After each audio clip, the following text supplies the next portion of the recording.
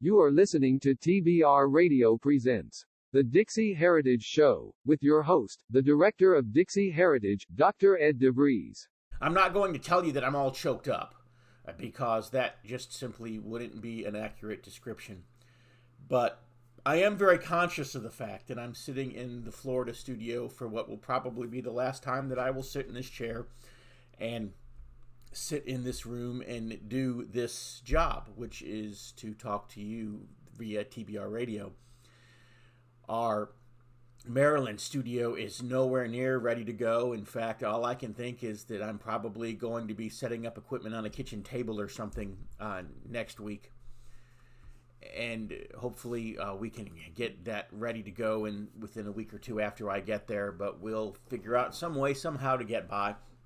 But I am very aware of the fact that I'm in this room for the last time, and it just, I don't know. Some people that has no effect on whatsoever. I guess I'm somewhat conscious of that right now. And so all I can say is, I am grateful for the time that I was able to sit in this chair week after week after week in front of this microphone and be the host of TBR Radio, and I look forward to continuing to do so from our new studio as well. So TBR Radio is not going anywhere. We're still going to be here on the air for you each and every week, providing quality programming. We're just going to be doing it from a different location, but still, it's like, how do I say goodbye to this? I don't know. Maybe I shouldn't worry about it. At any rate, our guest today is Pat Shannan, investigative reporter Pat Shannan from the I&I World Report. And he's going to be talking about his Confederate and his Yankee ancestors. I find it interesting. I used to always say that, I had Confederate ancestors, that I did not have any Yankee ancestors, but if I did have Yankee ancestors, I don't think I would probably do anything to honor them. And of course, Pat is telling me he has his Confederate ancestors and his Yankee ancestors. His Yankee ancestor was by marriage and not by blood, and he's happy about that because, as he's about to tell us here in the interview, he literally believes that his Yankee ancestor is burning in hell right now for the things that he did during the war between the states. And I have no doubt that Pat is quite possibly correct. I don't know, maybe, just maybe, this gentleman was able to find redemption. Jesus Christ can save even the vilest of sinners. And so maybe this man was able to find salvation at the end of his life. But if he didn't, then yeah, no doubt he is probably burning in hell right now for the wicked things that he did when he was in Sherman's army, if you can even call it an army. Anyways, I don't need to be telling Pat's story for him, so let's go to the interview with Pat Shannan. You'll please have to forgive it for about the first 2 minutes. The internet connection maybe was a little spotty. I don't know. The conversation breaks up just a little bit for about the first 2 minutes, and then it clears up and it's fine. So let's go into that phone call with Pat Shannan. You'll have time to talk for a few minutes about your Confederate ancestor, or is it just too late today? Okay. No, that's okay. Did you read my article? No, I did not. What issue was it published in? The one that had all the Confederate stuff in there, including yours. Okay, it was probably the Defending Dixie issue. On page 22, did you talk about your ancestor in that article, or was it a separate piece? I think it must be. I think my copy is upstairs. What did you say was on 22? Okay, you had a 6th grade uncle, Major Thomas Hines, who was a generation ahead. Yes. Forming of the Confederate States of America, but was General Andrew Jackson's right-hand man at the Battle of New Orleans. Yes, near the end. That's left-hand column, left page. I do remember that. And then on the other side, my great-grandfather by marriage, I'm always quick to add, was March with Sherman. When Mississippi became an official state in 1870, Hinds County, home of the capital city of Jackson, was named after him. And then on the other side, my great-grandfather by marriage, I'm always quick to add, was March with Sherman. Okay. Tell me about your great-uncle, Major Thomas Hines. Having been born in Illinois, but I escaped before I got that funny accent. And I grew up in Mississippi. And my dad was a great genealogist, and he was the one that supplied me with the information about sixth grade Uncle Tom. And he had, as the article said, Jefferson had been Andrew Jackson's right hand in the war in Battle of New Orleans in 1814. And of course, they remained friends for life. And also, he was friends with the Davis family down in South Mississippi. And in 1815, their 7-year-old boy named Jeff was enrolled in private school up in Kentucky. And they trusted their good friend Thomas Hines to get him there. And so they traveled by way of the Natchez Trace in horse and wagon. And on the way, they stopped outside of Nashville at the Hermitage to visit good friend Andrew Jackson. And thanks to my great uncle, Jefferson Davis, met his first of several presidents that he would know during his lifetime. In 1817, when Mississippi became a state, Hinds County, where the capital city of Jackson is housed, also was named after Thomas Hines because of his activity with General Jackson, of course. So that's my connection with the Confederate side of the war. Well, not my singular one. On the other hand, I have one that I'm not quite so proud of, and his name was Henry Alonzo Pratt, and he was born in 1822, so he was already in his 40s during the war. He was twice the age of most of his fellow soldiers that were there.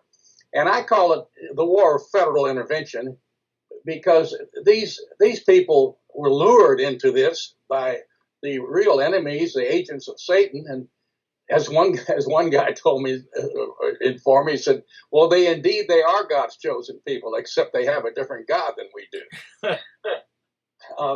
But anyway, he was from Minnesota, Pratt was, and he fought in the war, and he actually marched with Sherman across Georgia. And I have no evidence of his particular individual activities, but knowing of the robbing and raping and pillaging that went on by all the Northern troops while Sherman turned his head, I don't think my great-great-grandfather is. I think he might be warming the coal by the coals right now. I'm not so sure, but the more we read about Sherman, not only in Georgia, but when he left Savannah then and went to South Carolina,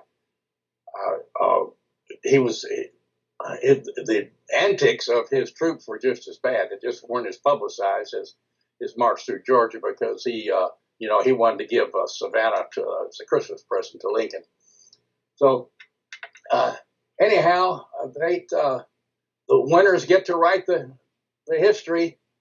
You're an investigative reporter, so you're always trying to dig as deep into things as you can get. And so you're digging into your family history and you find out that your great-great-grandfather was just a no-good, low-down, lying, thieving, raping, pillaging, thieving scoundrel of a Yankee. What was that like?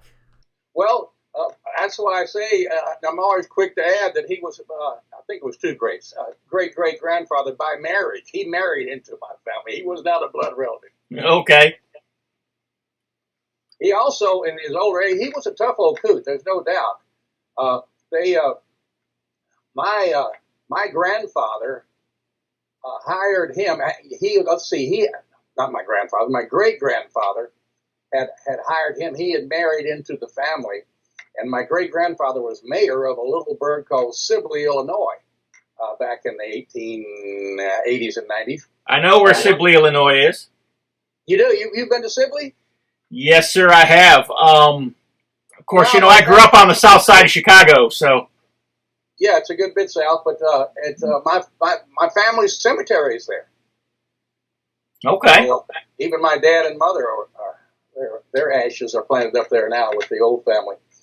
Back around 1890, as an older man, Pratt married into the family, and he was still a fighting dude. He was a tough old dude. They said with Henry Pratt, it was a word and a blow, but the blow came first. Okay.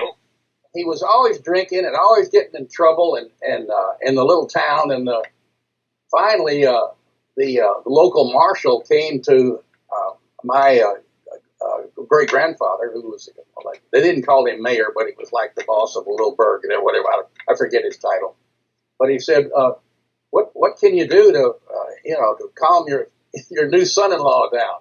The new son-in-law was older than my great grandfather, but so grandfather had a great idea.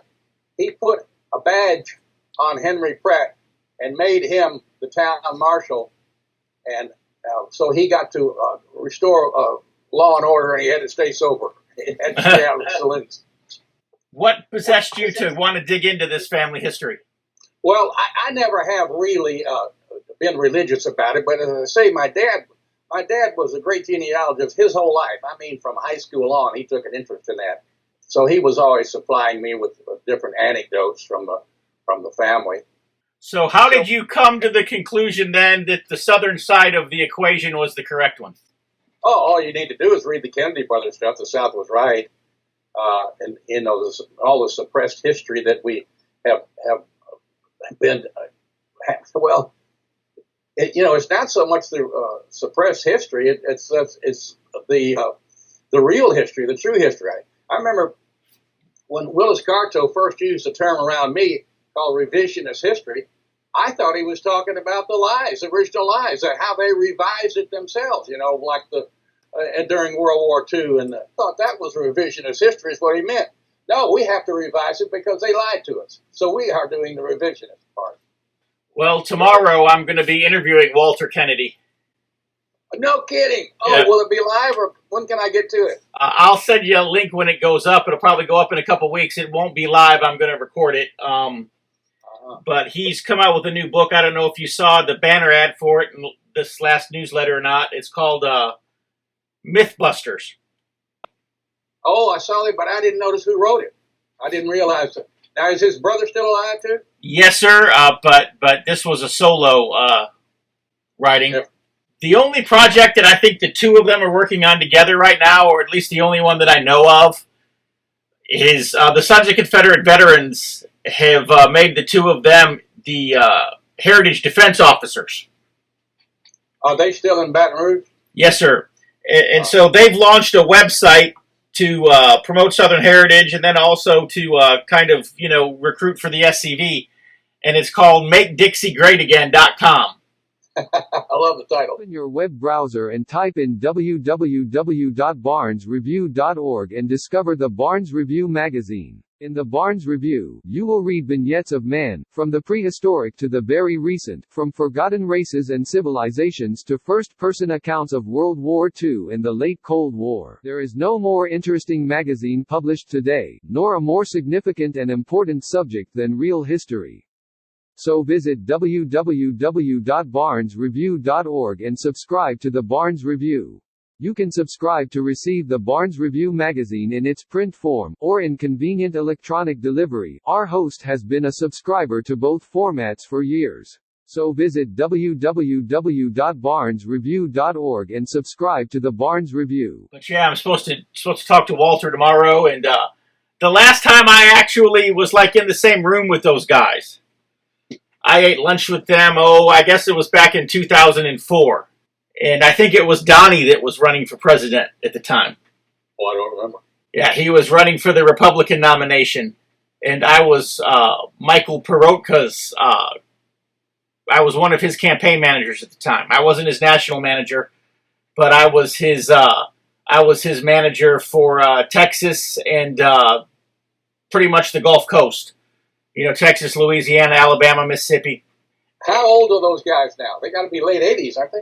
I would say they're at least in their late 70s.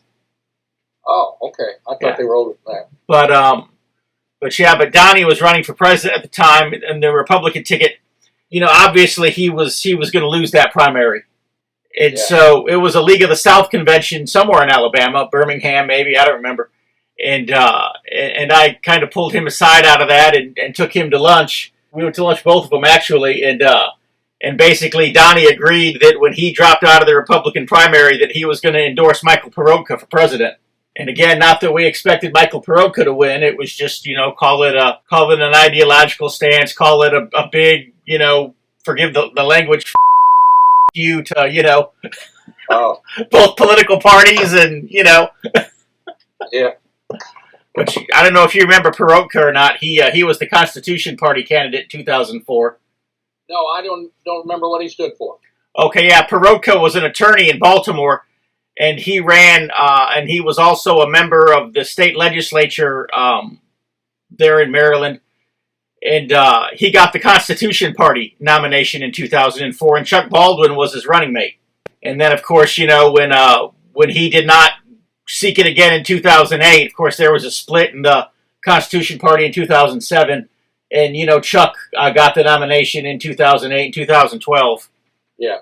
And, by then the party was a joke. But, back in 2004, well, I'll put it to you this way. Pat Buchanan was even flirting with the idea of accepting the Constitution Party nomination in 2004, as did Ron Paul. I mean, it was, the party had some things going on back then. Yeah. Well, speaking of Pat Buchanan, I'll tell you something you may not remember, but back in 88, he was running for president, and he was on Phil Donahue's show. Of course, Donahue, he loves to shoot down Christians and conservatives and just be a muckraker. So in the middle of the live interview in the audience, Donahue asked Pat Buchanan, "Will Jews go to heaven?" And there was a very, very uncomfortable pause. I mean, 15 or 20 seconds. And finally, and this is when Buchanan lost me, and I'm sure a few thousand other Christian brothers. But he paused for a long time, and finally said, I guess he was considering all the political implications. He said, yeah, I think if they live a good life, they can go to heaven. Well, I'll put it to you this way. In 1996, I was the chairman for the Waller County, Texas Buchanan Brigade. Oh. And I don't know how many stump speeches I gave throughout Texas, not just in Waller County, on behalf of Pat Buchanan. And at the same time, I was also the supervisor of the National Phone Bank for the RNC, which was in Houston. Okay, now you understand I was talking about Pat Robertson in 88. Oh, okay. Oh, I thought you'd said Pat Buchanan. No, if I did, I misspoke. Okay. I got a good Pat Buchanan story from 96. Okay. When I first began looking into the vote fraud, because I had read the Collier Brothers book. I'd had it since about 94. Have you read that vote scam? No. Oh, well, they figured it out way back in the 70s, but they didn't write about it until maybe 92 or 3. In 96, I was traveling somewhere, and I checked into a motel in Memphis, Tennessee, and it was it was on the Super Tuesday for the Republicans in 96, and so that would be what, maybe March, I guess. Yes, sir. Yes, sir. Just as I'm checking in the motel there and flipping on the TV, there's Dan Rather, and CBS News is talking about the fact that the 8 Super Tuesday Republican primaries, Bob Dole has swept all 8 of them. That was Arizona, Nevada, California, Oregon, Washington, and the 8 western states. And I didn't anymore believe that than the man on the moon, because I'd already read the book and I knew what to expect from the news media. But that same week, this was, of course, on a Tuesday, that following Saturday, Bob Dole spoke in Los Angeles to some 300 people.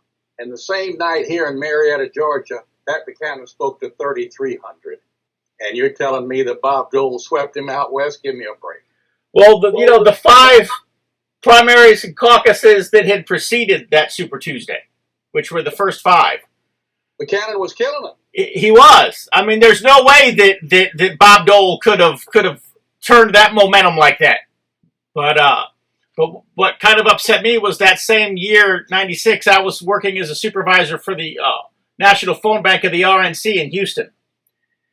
And there was so much garbage going on. In fact, I was the one who went to the FEC, and I was the reason Bob Dole basically, or his campaign, had to pay $200,000 in campaign, violation fines. The truth is, somebody should have gone to prison for the crap that they were pulling. But I ended up leaving my job over it. It's like, I can't do this. They put Dole up because he knew that he couldn't beat Clinton. That was just an inside job to get Clinton reelected. Well, let me tell you what happened. When they could not get enough people to volunteer, to man the phones, and to work in whatever, on behalf of Dole. And this was before, this was very early on. This is before anything was determined. It was going to be all Dole all the time from even before the Iowa caucus, from 2 months before the Iowa caucus. And when they could not get people to come in there and work for Dole, they literally called over to the DNC. And the DNC sent me 60 people to work in that thing. And of course, they paid them all, minimum wage, whatever. But it was crazy, though. Yeah, and of course their hearts could not have been in it. Oh, I left out the most important point. Well, no, the DNC people were all gung-ho for Dole because they knew he couldn't win. In fact, one of them who was, the guy would come in there from time to time, he was one of the vice chairs for the DNC there in Harris County, Texas, where Houston is. And he flat told me, he said, you're young, you don't understand how these things work. I was in my early 20s at the time. He said, let me educate you. He said, every so often we strike a deal. He said, and here's the deal. He said, Bill Clinton's going to be reelected. He said, but don't let that bother you too much. He said, because we're going to put up a patsy in 2000, and you're going to get a 2-term Republican. Uh-huh. Yeah. That's the way they play the game and think ahead. I left out the most important part of my Buchanan 96 story. Okay. On the Super Tuesday. And that is, it was 7 o'clock in Memphis, so it's 5 o'clock in California. The polls aren't even closed yet. Oh, yeah, and he's already swept. Yeah, all 8 of them. But I literally handed, Pat on a silver platter all the crap that the RNC was doing, at least in Houston and at the National Phone Bank. And he wasn't the least bit interested in it. Babe Buchanan, his sister, just kind of patronized me a little bit and thanked me. And, it was like he didn't care. It made me wonder if he was even really a candidate. Yeah, he was chosen to lose. And the other thing that I never could get, and I did have a conversation with him there towards the end, and I also had a conversation with Bay, and because I had worked in the RNC, one of the things they did in the phone back there in Houston was that's also where they did all the surveys. And so I had access to a lot of data that never went public. The secret that was never published was that Pat Buchanan got more write-in votes in the Democrat primaries than Bill Clinton got balloted votes. So you mean to tell me, and I told Pat this, I said, there is no way in hell that you could go into a general election and lose it unless it is not only rigged, but big-time rigged. Oh, yeah, for sure. I said, you just, you're doing, I said, you just have too much popularity in both parties. But he had no interest in an independent candidacy whatsoever. I guarantee he would have won. Or they would have assassinated him one. Yeah, that's right. Extra, read all about it. If you're like me, and I'll bet you are, you like to be on the cutting edge of honest news and accurate information. 26 times a year, the American Free Press newspaper can be delivered to your door, packed with the kind of uncensored news that I know you're going to appreciate. If you're ever dissatisfied with your subscription to the American Free Press, their guarantee is that you just drop them an email and they will gladly refund the unused portion of your subscription. So what are you waiting for? Visit www.americanfreepress.net. Once again, www.americanfreepress.net. And find out about the American Free Press. Do it today. Extra, read all about it. Well, listen, read that article you got there in front of you, because you might find some other pieces of interest, and you're welcome to, read any of it into your recording if you like. All right. Well, I appreciate you chatting with me today, Pat. All right. Well, yeah, that's all I know. I need to get up and change my shirt. I got a 7 o'clock meeting, and it's after 6 here now. Well, you know what Johnny Cash used to say, put on your cleanest dirty shirt. Like Sunday morning coming down. All right. God bless you, Pat. Okay. All Thanks for calling. All right. Bye. Yes, sir. Bye-bye.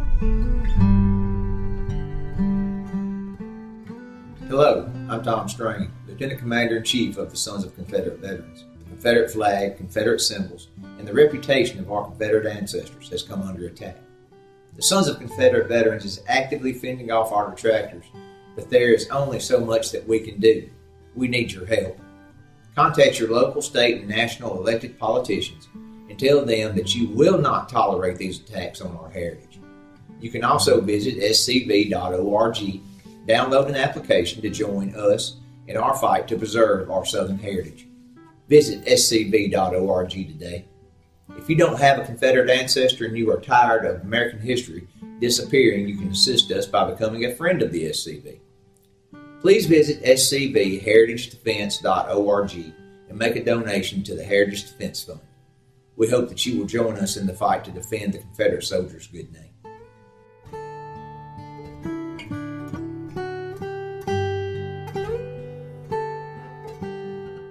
And we now have about 3.5 minutes left in this week's TBR Radio Presents the Dixie Heritage Show.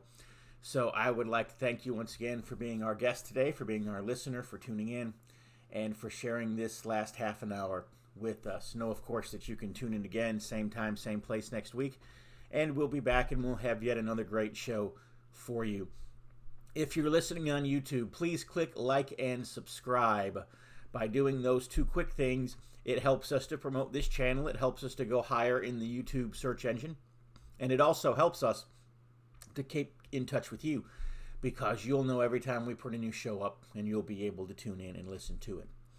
Would also like to encourage you to go to my website, www.dixieheritage.net. And when you're there, you can sign up for my free email newsletter. You'll get that every week free of charge.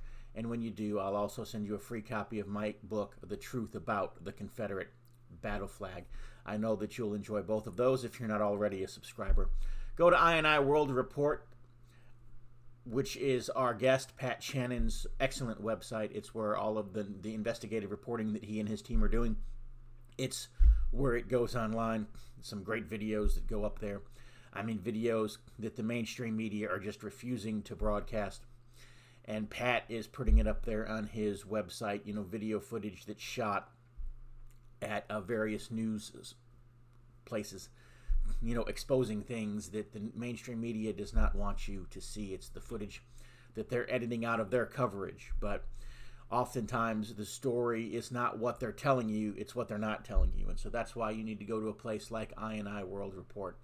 And that's also why you need to read a magazine like The Barnes Review. Pat talked earlier about revisionist history and how we have to revise the history, because the history as it was told to us was an absolute lie. And so that's why the Barnes Review is such a critical component in your monthly reading, because we're constantly setting the record straight at TBR. And so go to barnesreview.org and you can find out how to subscribe to the Barnes Review if you're not already a subscriber. You can also go to the TBR Radio link, and you can find all the past episodes of not only the Dixie Heritage Show, but also my new show, which is TBR Radio Presents the TBR History Hour, which is a show that I know you're going to love if you're not already a listener of it. I want you to pray for us. If you're a praying person, all of my efforts to sell here in Florida have just failed. And I thought I had a couple of buyers that were investors that were going to come in, that were going to be cash buyers, and they just couldn't raise the capital in time. And so we're in a situation now where I just basically listed the property with a realtor, and I'm moving on. So pray for me. As you're listening to this, I'm probably driving the last trailer full up to Maryland, and Lord willing, a realtor is finding somebody to buy what had been my home in Florida. And so just pray for us and pray for the last part of this move. Anyways, we are just about out of time here. So let me just sign off and say until next week, God bless. See you soon.